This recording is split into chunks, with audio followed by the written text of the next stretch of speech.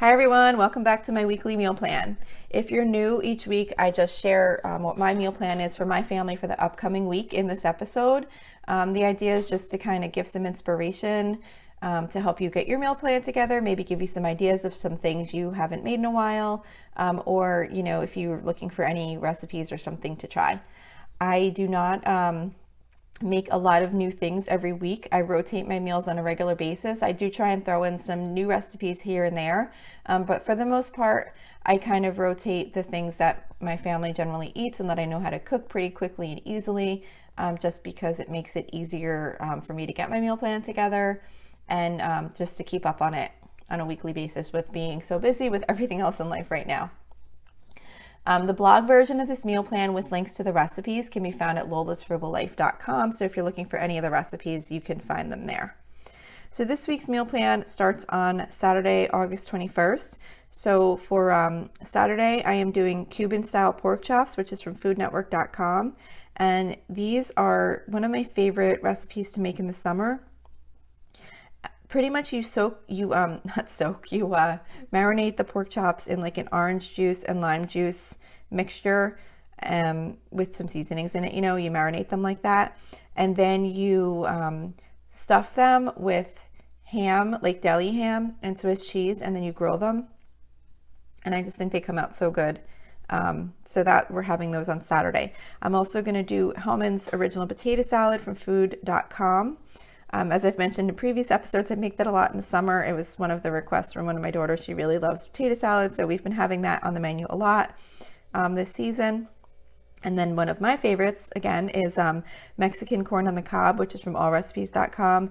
This is one of my favorites to make in the summer. I used to make it on the grill. Now I make it in the air fryer, and it's so super easy. The corn comes out perfect. I don't have to sit there flipping it over 100 times. So that I will be making that in the air fryer while the pork chops are cooking on the grill. So that's for Saturday. For Sunday, I'm doing pulled pork. I just buy like a 3-pound pork roast, put it in the crock pot. I buy a package of the like pulled pork sauce. It's like a crock pot sauce package, like a pouch that they sell at like most of the grocery stores. And I'll just put the pork in, pour the sauce over, turn the crock pot on, done. So that's a really great meal for Sunday because it just is so easy to put together. And then on the side, I'm doing 5-ingredient simple green pasta salad. I made this maybe 2 weeks ago or so, I guess, and I really liked it. So this I'll probably be adding in.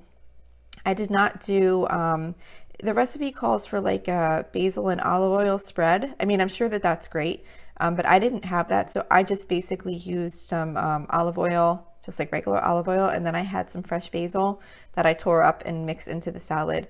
But it's basically like a salad that's made of like ditalini pasta, and it calls it small tubular pasta, but I assume that to be ditalini. And then it's like fresh green beans, fresh spinach, and then like the olive oil, and it says like garlic, but I just garlic powder. But I thought it came out really good, as like a side dish for like the summer. So I'm going to do that on the side with the pulled pork. And it has pasta and vegetables in it, so I'm not doing a third side dish. I usually try and do 2, but I noticed a lot in this meal plan I only did 1 side dish, and I think that was because most of them had like a pasta and a vegetable all in one, and I was just like, that's good. We have our side covered. So so that was Sunday. Monday we are doing ribeye steak. I don't really have a recipe for this one. I pretty much just buy the ribeye steak or whatever kind of steak I see if I decide to buy something else, if something else is on sale. And I will just marinate it in a Ziploc bag with some olive oil, some red wine vinegar, and some Montreal steak seasoning. And then I'll just throw it on the grill. Actually, I should try making that in the air fryer. I've heard that steak comes out really great in the air fryer, but I haven't done that yet. But I'll probably throw it on the grill since it's summer anyway and I like to be out there. But maybe in the winter if I make that, I'll try doing it in the air fryer because I've made it in the broiler and it comes out good. But I also almost set the kitchen on fire once because the grease splattered and hit the broiler flame. And there was a little fire in my oven. Thankfully, I was right there and was able to put it out right away.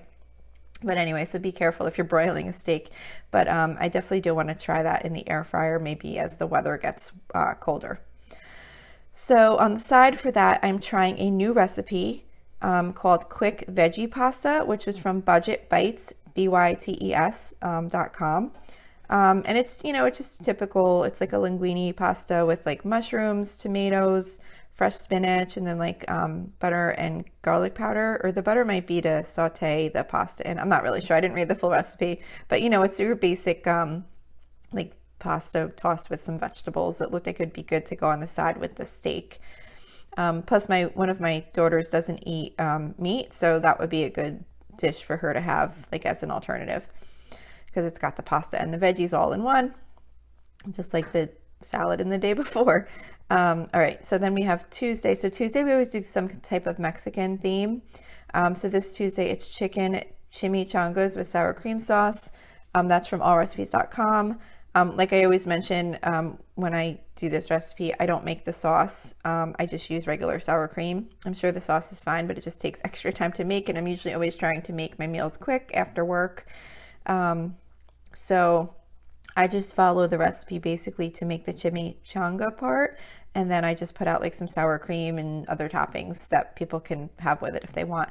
And then I'm also going to do a bagged salad on the side, like one of those, salads you buy at the grocery store that has like the toppings and the dressing all in one little bag. I'll just get one of those out on the side with those chimichangas. Wednesday, I am trying a new recipe. It's funny, I just said I don't really do new recipes often, but I have kind of a handful in here, but that's not typical. But this is a new recipe that I'm going to try on Wednesday. Wednesday, we usually try and do some type of seafood. So this Wednesday, I am trying Better Than Fried Shrimp. It's called Better Than Fried Shrimp Recipe, and it's from tasteofhome.com. So it's just like one of those baked shrimp, with panko breadcrumbs, so it gets kind of crispy in the oven. So we're going to try that. And then on the side with that, I'm going to do a vegetable fried rice. I don't have a recipe for this one because pretty much all I do, I just make some white rice. And then I just, I try and make it earlier in the day so I can put it in the fridge, because you're supposed to have the rice cold before you do like the fried rice. Although many, many times I've just made the rice and immediately made the fried rice, and it's fine, but you're supposed to have it cold first. So I'm going to try and make the rice in the rice cooker earlier in the afternoon and then have it in the fridge. But all I do really is I just saute up some white rice with soy sauce, and I'll put the, I'll add like the stir-fry vegetables. I usually just buy a bag of like the frozen stir-fry vegetables so that I always have them on hand. So then I could just basically dump the stir-fry vegetables in with the rice and some soy sauce, and that's it. I just kind of cook it up until it's done. So we're going to do that on the side with the shrimp. Thursdays, we usually always do breakfast for dinner, or soup and grilled cheese, because that's the night I go grocery shopping. So I try and have like a really quick, easy meal to make. So this week we're doing breakfast for dinner. I'm doing turkey bacon in the oven, which is from brendid.com, BRENDID.com. This isn't really a recipe. It's just a method of cooking the bacon in the oven. It can be with turkey bacon or regular bacon, but basically you just get the oven to 400 degrees, lay all the bacon out on a baking sheet, bake it for 10 minutes, flip it over, and then do another 5 to 10 minutes, depending on how much you like it cooked, like how crispy you like it. And it's just how I always cook it now, because it's so much easier than doing it in a frying pan. And then I'm just going to do some scrambled eggs on the side, and then I'm going to do some home fries in the air fryer. And again, I don't have a recipe for that one, because what I do is just chop up a couple potatoes, some peppers and onions, and mix it all together in a bowl. Add a little olive oil, some salt and pepper, and then just throw it in the air fryer and just cook it until it's done. I usually start with like the basic 15-minute setting, like kind of like the default setting on our air fryer. And sometimes it's close to done, sometimes it's not even close to done. It seems like just certain potatoes tend to cook longer than others, even like of the same type for some reason. I don't know if it's depending on how like fresh they are or whatever. But so then I just kind of taste it and see like how much longer they need to cook, and then I just kind of keep cooking it until they're at the consistency that we like. So that's Thursday. Friday, this is the last day on the meal plan. We're doing oven baked chicken. I've been doing this kind of frequently lately. I feel like it's kind of gotten back into the regular rotation. This is called, like I said, it was called oven baked chicken. It's from bettycrocker.com. This is one of my favorite ways to bake chicken in the oven, and I always usually use either like bone-in chicken thighs or drumsticks, and it just comes out, I think it comes out so good. Basically all you do is you just take a baking dish, you melt butter in it, and then you take the chicken, you just dredge it straight into Bisquick. You don't even need to dip it in anything. You just have like a bowl of like Bisquick mix, and your chicken, your raw chicken, you just dredge it in the Bisquick and you put it in the pan with the butter, and you just bake it in the oven. And you flip it over halfway, like you start it out skin side down. You know, like if you're using like the thighs. Well, I guess the legs sort of ish have a skin side. But anyway, you start it with the skin side down in the butter, and then you flip it halfway through, and then it cooks again, and it just comes out so crispy, and the chicken's tender. I just think it's a really good way to make baked chicken in the oven. So we are having that. I am doing 5-ingredient Instant Pot mac and cheese on the side from foodnetwork.com. This is one of my quick, easy go-to Instant Pot side dishes. It's literally so easy. You dump like 4 cups of water, 4 cups of pasta in the Instant Pot. You turn it on for 4 minutes, and then when it's done, you add evaporated milk, like a can of evaporated milk, and shredded cheddar cheese, mix it up, and it's done. So we're gonna do that on the side with the oven baked chicken. And then I'm just gonna do like a bag of frozen vegetables, you know, whatever I happen to have on hand, like the steam fresh type that you just stick in the microwave for a couple minutes and they're done. So that's it for this week's meal plan. I would love to hear from you. If you have any questions or suggestions, you can reach me at lolasfrugallife@gmail.com.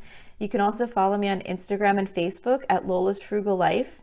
And like I mentioned earlier, you can find the blog posts for each of my regular episodes and also of this meal plan on my website at lolasfrugallife.com. And we also have a private listeners group on Facebook at facebook.com/group/lolasfrugallife. And if you enjoy the show, please make sure to subscribe on Apple Podcasts, Spotify, YouTube, or wherever you might be listening from. And I would really love it if you would screenshot the show and tag me on Instagram so I can see you're listening. That would be really cool. And also, if you can take a couple of seconds to rate and review the podcast, that would be really helpful to me. That's how the show can grow its audience, because they use those ratings and reviews to kind of help, you know, determine what shows come up in the search results when people are looking for something to listen to. So that's it for today. Thank you so much for listening, and I hope you have a really awesome day.